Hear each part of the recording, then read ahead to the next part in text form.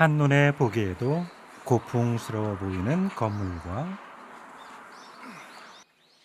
마당 곳곳에 자리한 성상들이 그동안 쌓인 세월의 흔적을 말해주는 이곳. 자그마치 110년의 기도와 숨결이 켜켜이 살아 숨쉬고 있는 역사의 현장입니다. 이곳은 과연 어디일까요? 열성적인 복음 선포자 사도 바오로를 본받아서 바스카의 영성을 살고 있는 샬트르 성 바오로 수녀회 대구 관구입니다. 초대 대구 대목구장 드망즈 주교의 요청으로 서울에서 내려온 수녀님들이 하느님의 사랑을 실천하며 살아온 지 한 세기.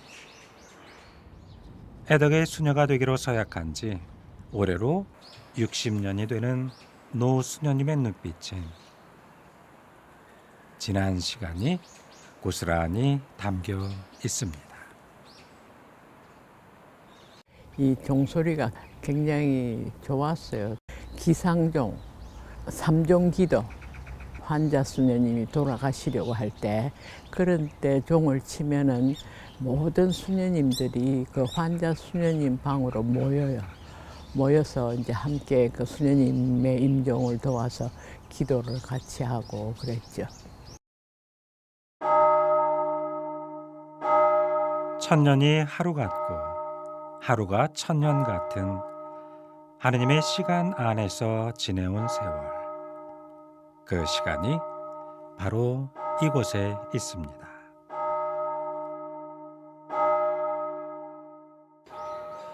서구식 종교 건축의 변천과 대구 천주교회의 역사를 품고 있는 이 귀한 공간에서 이제 우리도 성모일도의 여정을 함께 걸어가 보시죠.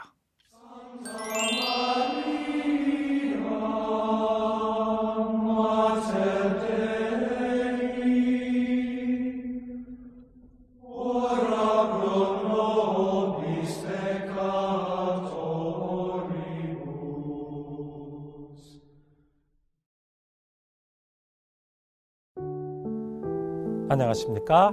이상철 안드레아 신부입니다.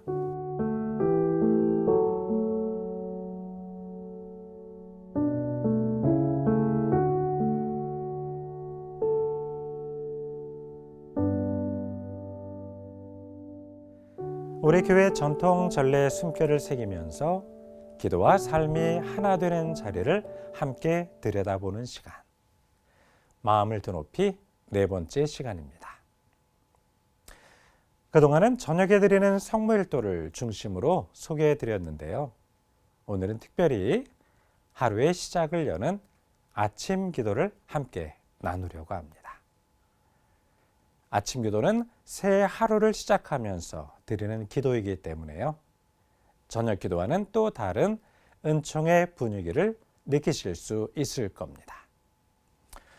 본격적인 기도에 앞서서 이 수녀의 역사를 먼저 만나보신 후에 경건한 아침 기도 속으로 함께 들어가 보겠습니다.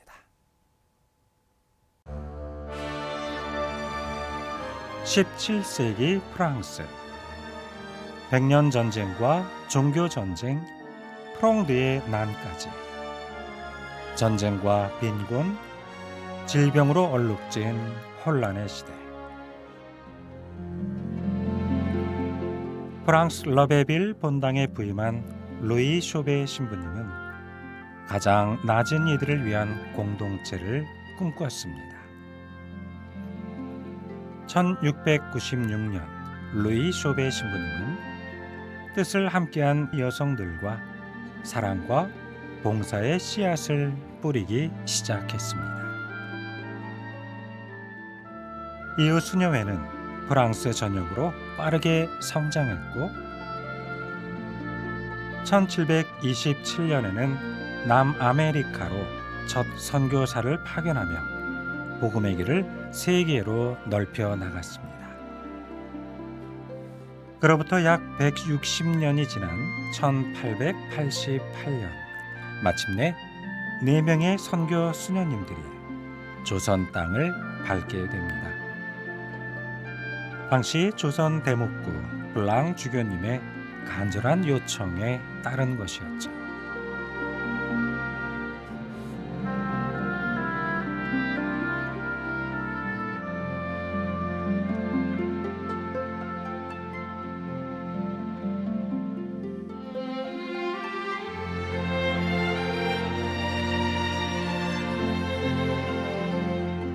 하지만 조선은 여전히 정치적 혼란과 기근, 질병이 만연한 땅이었습니다.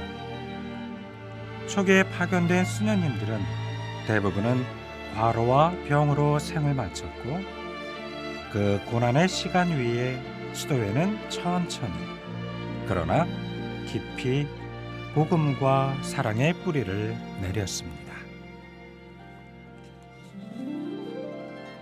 그리고 해방 후 황해도 매화동 공산당의 탄압 속에서도 교우들과 함께 신앙을 지킨 두 수녀님이 있었습니다. 김정자 안젤라 수녀님과 김정숙 마리안나 수녀님.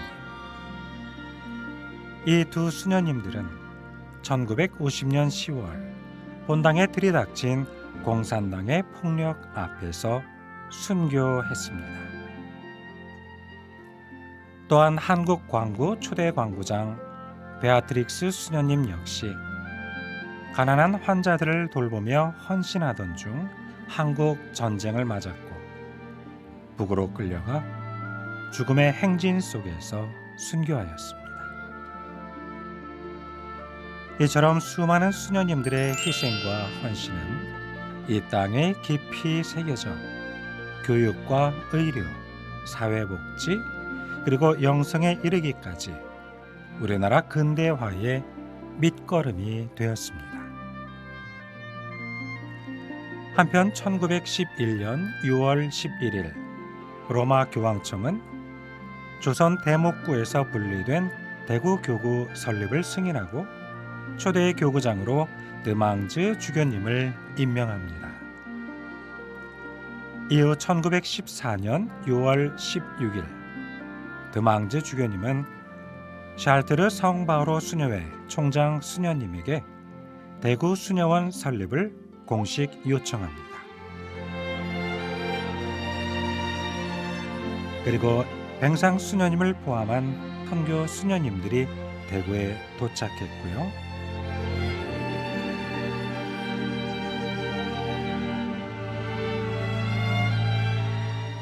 10월 15일 임시 성당과 수녀원이 축성되면서 대구 수녀원의 역사가 시작되었고 그 역사는 지금껏 이어지고 있습니다.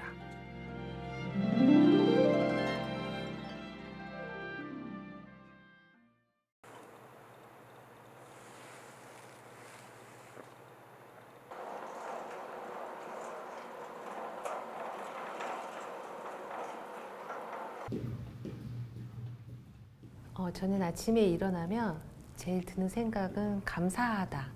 제가 이렇게 눈을 뜰 수 있고 새로운 하루를 열 수 있게 해주신 하느님께 항상 감사드리는 마음이 먼저 앞섭니다. 감사의 마음을 성무일도로 표현을 하고 있습니다.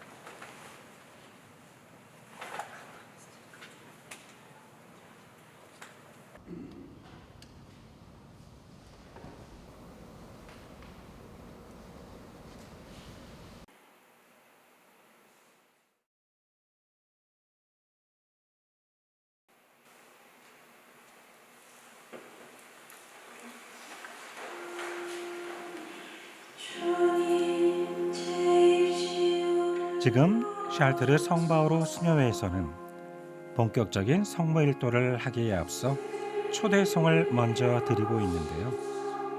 이럴 경우에는 융통성 있게 초대송의 시편을 후렴과 함께 생략할 수도 있습니다.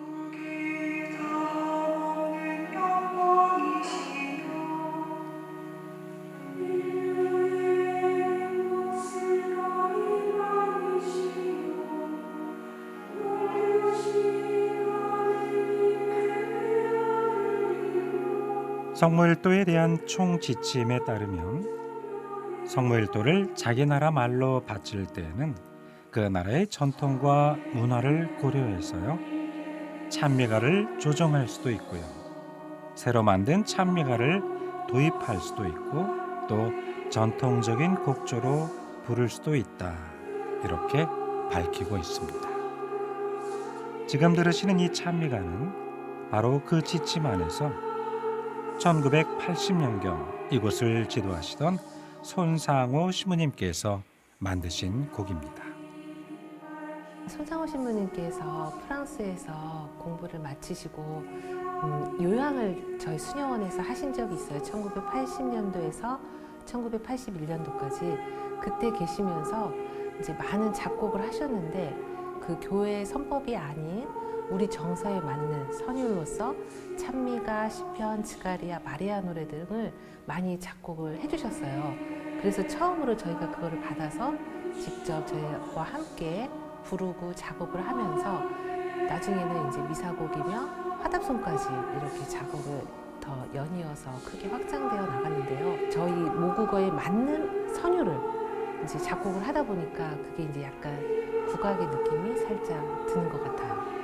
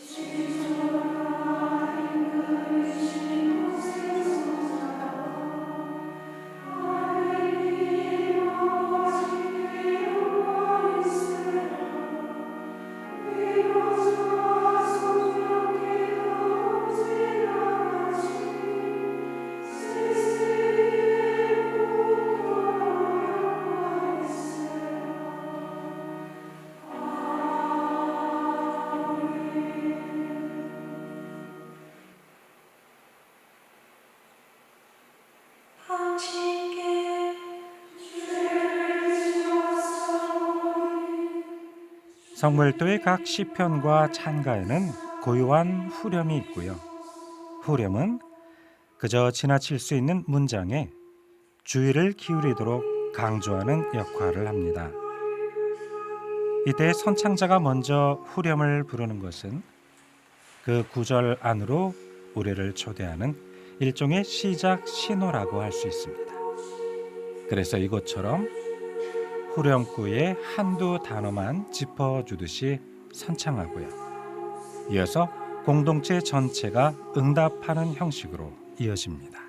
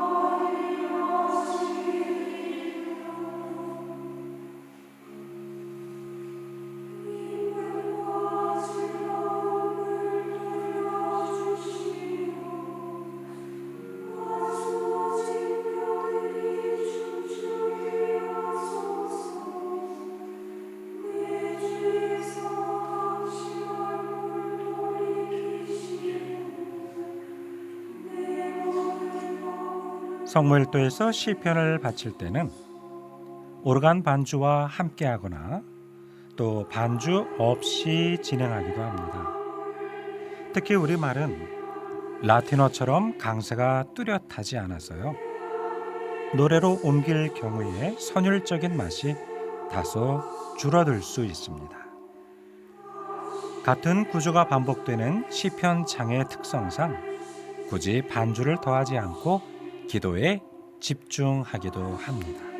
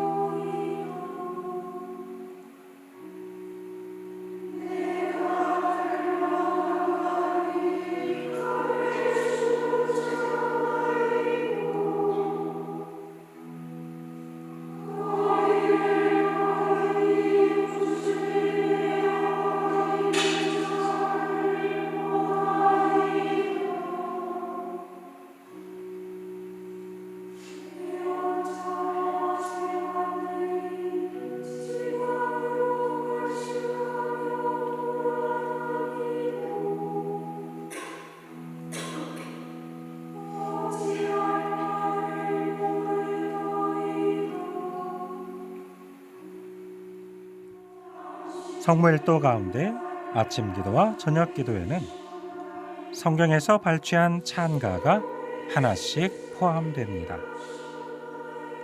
아침 기도에서는 시편 사이에 구약 성경의 찬가가, 저녁 기도에서는 두 시편 뒤에 신약 성경의 찬가가 이어집니다.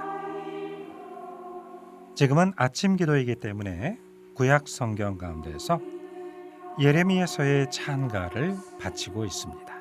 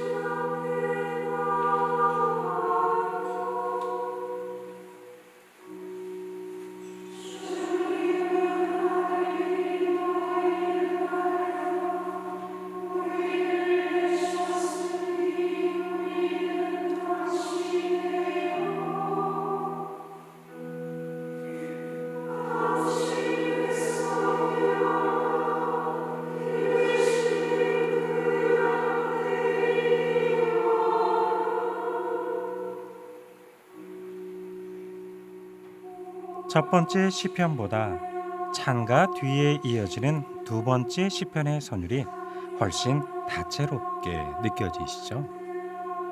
아무래도 화성을 얹어서 시편을 노래하면 그만큼 울림도 감동도 더욱 깊어지는 것 같습니다.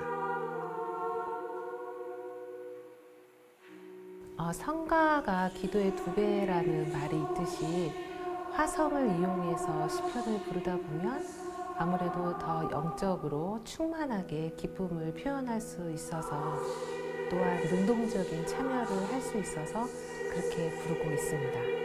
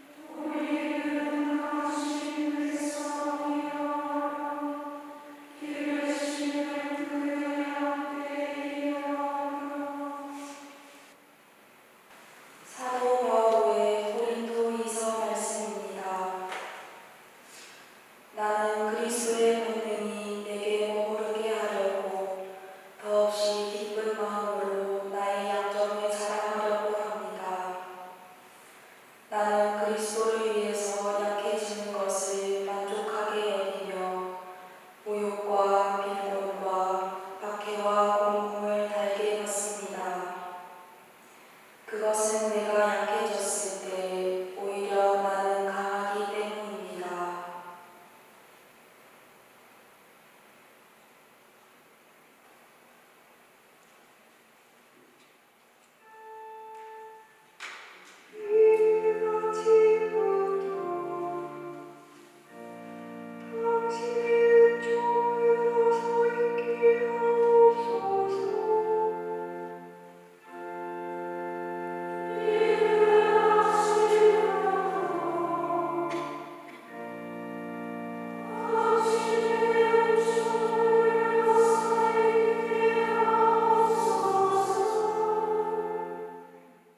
앞선 시편과 달리 성경 소구 이후에 이어지는 응송은 오르간 반주와 함께 비교적 화려하게 진행됩니다.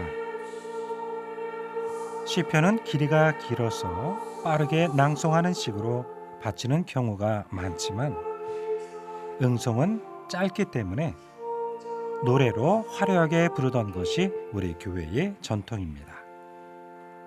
따라서 반주를 곁들여서 더 풍성하게 부르는 경우가 많습니다.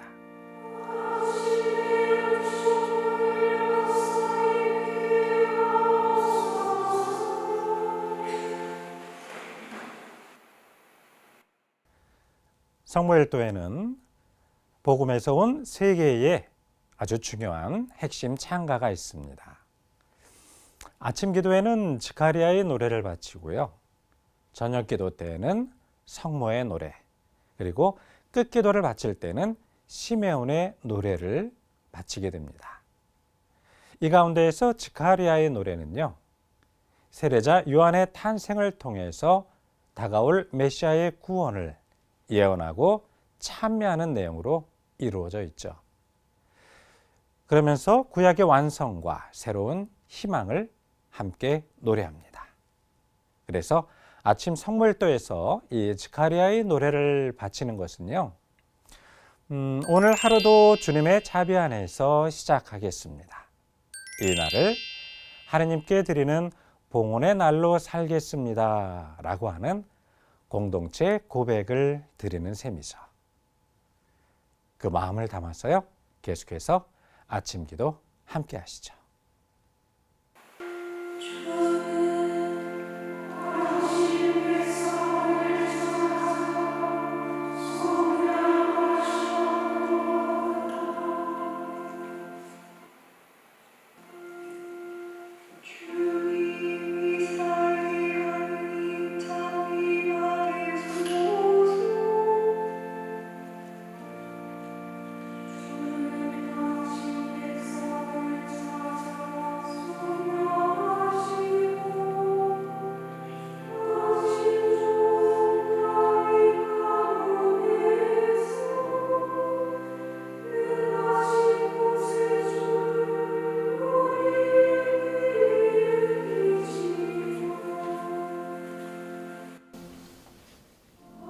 성모일도에서 복음의 찬가는 그야말로 중심이자 하이라이트라 할 수 있습니다.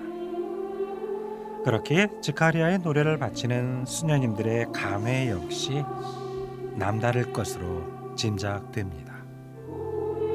이제 수녀원에 와서 제가 제일 감사드리는 거는 하루를 시작할 때 기도로 시작하고 마칠 때 끝기도로 이렇게 마치면서 매 순간 시간 안에서 성화되어 가는 것, 그래서 그 성모일도의 시편과 성경 소고 등 말씀을 중심으로 살아가는 제 삶이 가장 큰 변화라고 생각하고 있습니다. 그러다 보니까 아무래도 하느님을 좀 더 생각하게 되고 더 기도 안에 몰입하게 되고 내 삶을 그리스도 중심으로 이렇게 살아가게 되는 것 같습니다.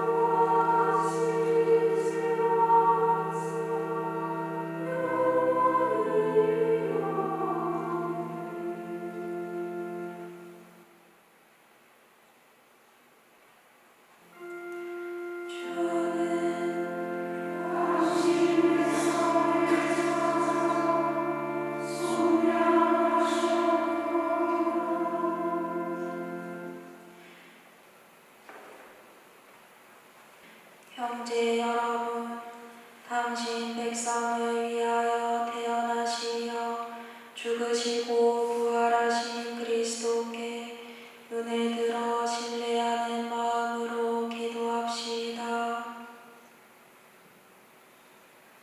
모든 이들의 구원자이신 예수님, 당신은 저희를 위하여 고난과 십자가를 마다하지 않으시고 당신의 고귀한 피로써 저희를 구속하셨으니 감사하나이다. 주님, 당신 피로써 구속한 저희를 구원하소서.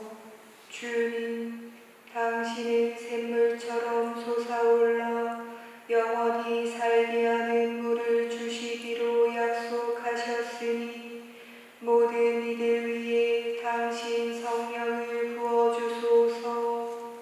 주님, 당신으로서 구속한 저희를 구원하소서. 주님, 당신 제자들을 이교인들에게 보내시어 복음을 전파하게 하셨으니 그들을 도와주시어 십자가의 승리를 넓혀가게 하소서. 주님, 당신 피로써 구속한 저희를 구원하소서. 주님, 환자들과 당신 십자가에 참여하는 고통당하는 이들에게 인내와 힘을 주소서. 주님, 당신 피로써 구속한 저희를 구원하소서.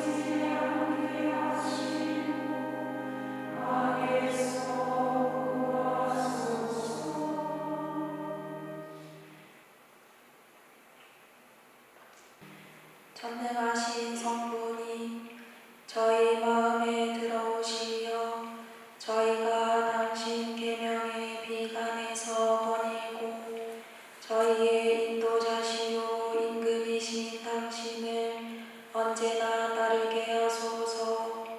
성부와 성령과 함께 전주로서 영원히 살아계시며 다스리시는 성자 우리 주 예수 그리스도를 통하여 위나이다. 아멘. 전능하신 하느님, 저희에게 강복하시고 모든 악에서 보호하시며 영원한 생명으로 이끌어 주소서.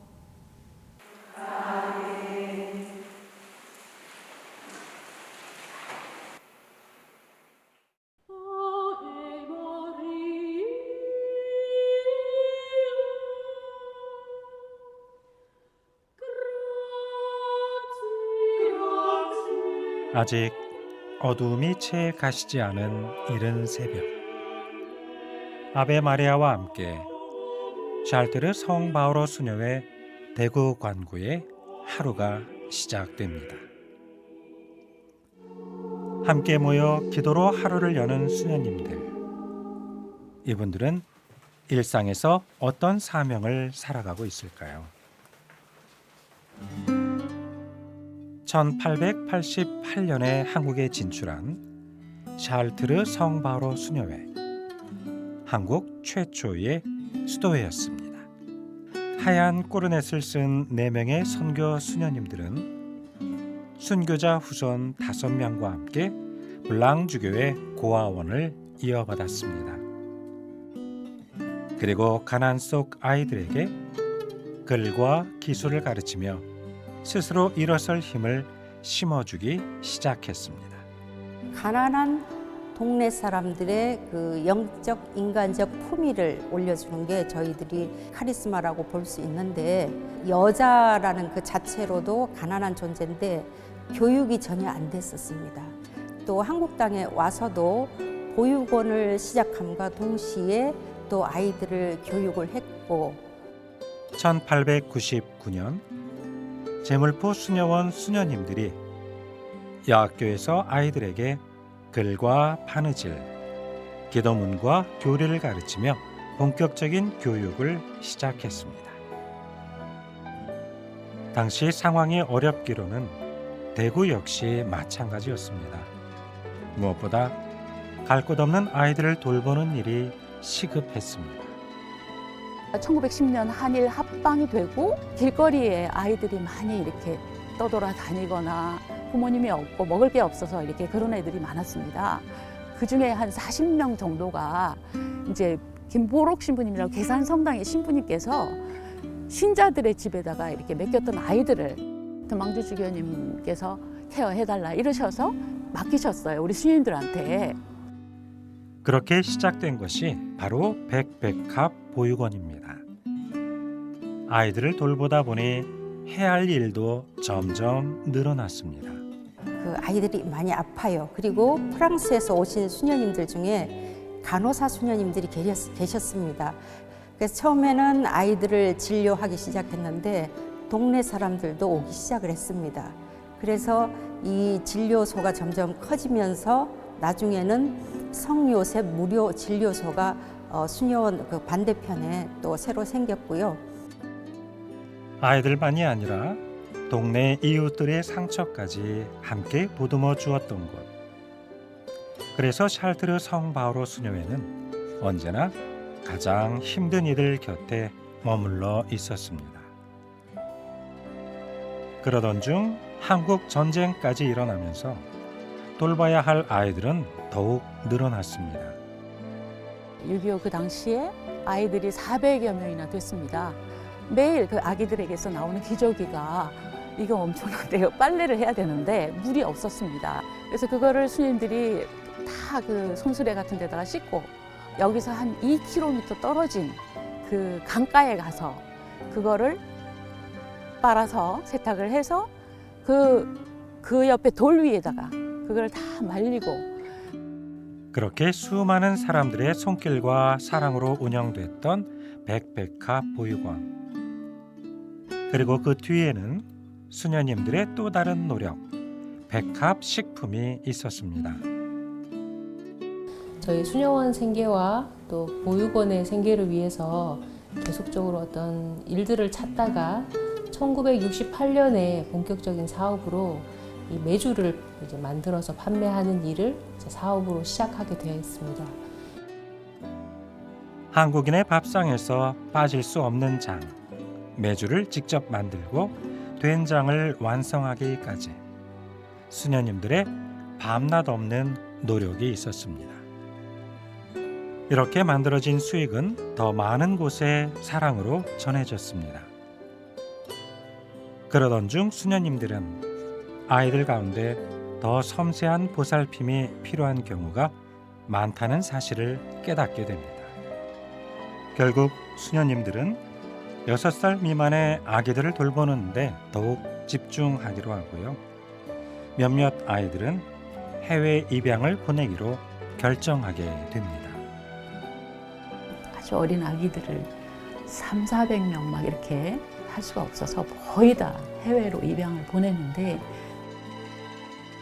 그렇게 머나먼 타국 땅에서 삶을 이어갔던 이들이 어른이 되어서 수녀회를 다시 찾곤 합니다. 그 마음을 누구보다 잘 아는 수녀님들은 그들의 여정의 끝까지 동행하면서 모든 도움을 아끼지 않고 있습니다. 자기 뿌리를 찾아서 한국을 옵니다. 친가족, 친부모님 찾아서 오고 친부모님을 꼭 찾지 못하더라도 자기가 아기 때 이렇게 있었던 곳을 보고 싶어 해요.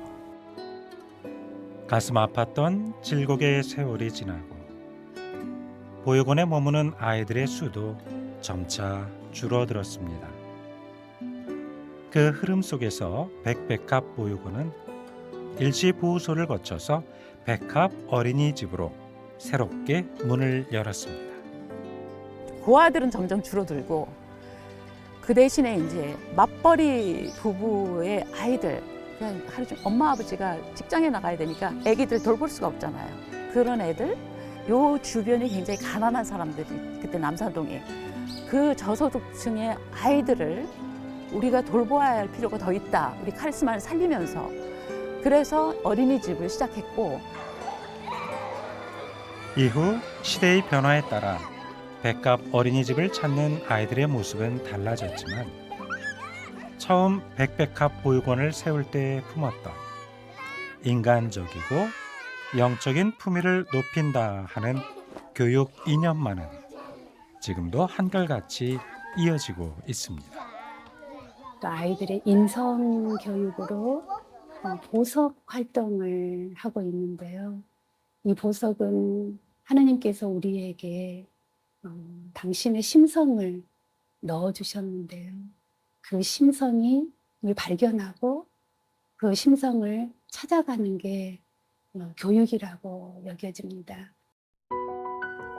그리고 이곳의 또 하나의 특징은 바로 이탈리아에서 시작된 몬테소리 교육을 바탕으로 아이들을 키워간다는 점입니다.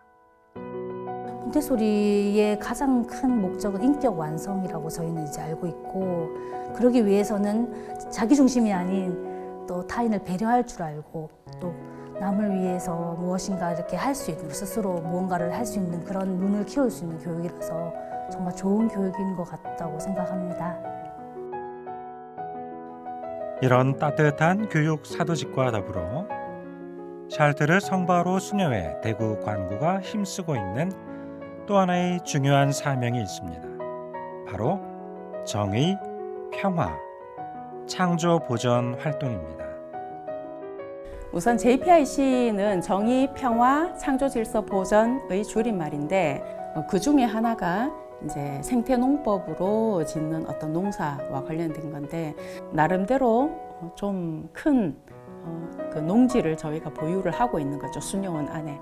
그래서 지금 이 시즌에는 배추가 한 1000포기쯤 이렇게 심겨져 있을 거예요. 그래서 저희 수녀원 1년 양식인 김장을 또 담게 됩니다.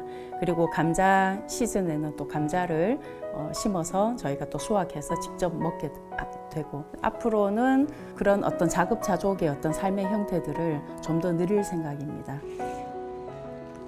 하나님의 창조 질서 안에서 모두가 누릴 정의와 평화, 그 길을 향해서 샬트르 성바오로 수녀회는 오늘도 사랑으로 걸어갑니다.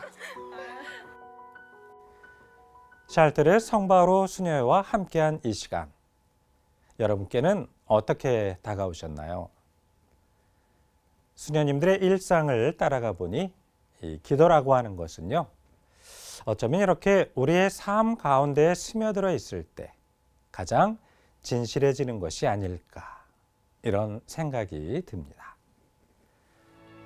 도칭 포교 베네딕토 수녀회를 시작으로 오늘까지 4개의 수도 공동체에서 바치는 성모일도를 함께 바라보면서요, 우리 신앙인들에게도 이 시간 전례라는 것이 조금은 더 가까운 기도의 숨결로 느끼셨기를 바라봅니다. 지금까지 마음을 드높이와 함께해 주신 모든 분들께 감사의 인사를 드립니다. 저는 여기서 인사드리겠습니다. 고맙습니다.